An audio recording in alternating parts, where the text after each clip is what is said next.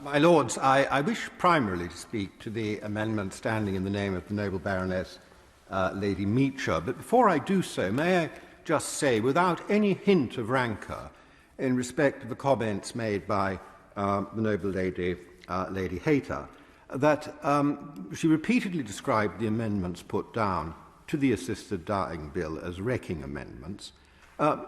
Certainly, my amendments put down are not intended to be wrecking amendments. The bill raises very important consequences for the National Health Service, for medical. My amendments are primarily about the effect on the relationship between doctors and patients. And I think these are important considerations, and to call them wrecking amendments, I think, is a little bit unfair. So I say that without any rancour at all. I'm very impressed. Before I get to 203, if I may just comment on Amendment 297, I'm very impressed by the remarks just made by my noble and learned friend, Lord Mackay.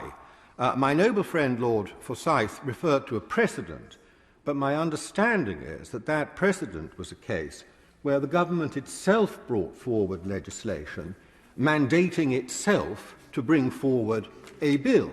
So at least it was not imposing on it, nobody was imposing on the government something which it didn't want to do. But this idea that we can impose on the government something it doesn't want to do, for which it has no electoral mandate, which is not in its policy platform, does seem to me an abuse. I mean, it is an abuse with which one could have great fun in the future. I'm already thinking of an amendment to some piece of legislation that might come up, which would mandate the noble Lord Forsyth of Drumlean to bring forward a bill requiring the nationalisation of all land and means of production. I think he might find it uncongenial to have to bring forward such a bill, but of course, once it was in statute, he'd have no choice. And I really do think we're in a very similar position here. As the noble and learned Lord has pointed out, producing a draft bill is not for the purpose of decorating the room with wallpaper. Producing a draft bill is preliminary to moving legislation, and I think the government should be allowed to choose which legislation to bring forward, and it's accountable to the electorate for that which it does. Turning, if I may, briefly to Amendment 203, I do really have some sympathy in principle with what the noble Baroness is trying to achieve here, and I shall be fairly brief.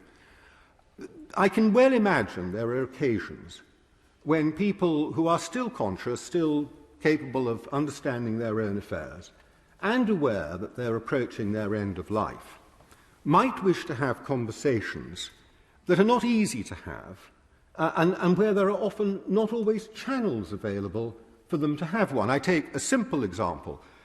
Somebody might want to say to someone, have you actually thought about your will?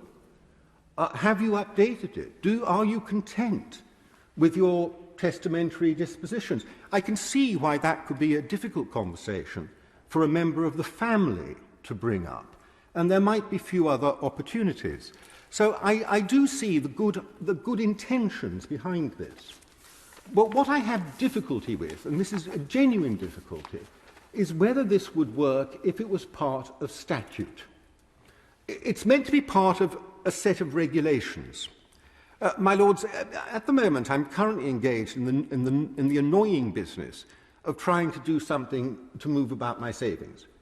Because of regulation, I have to fill in a form asking a whole set of inane questions, most of which are not pertinent to me, because that is what the regulations require, and that is what the lawyers have said to the fund provider the regulations require, and so forth. And what terrifies me about the prospect of proceeding with this really quite essential idea within a statutory context is that it quickly degenerates into the sort of tick-box exercise that has very little. It has to be completed. You can imagine the rush to complete it before patient A dies. It has to be completed. The questions will often not be appropriate. It might be carried out with great sensitivity. It might be carried out with insensitivity. It might be welcomed. It might be resented. This sort of conversation, in my view, ought to be available to people in the circumstances we've discussed.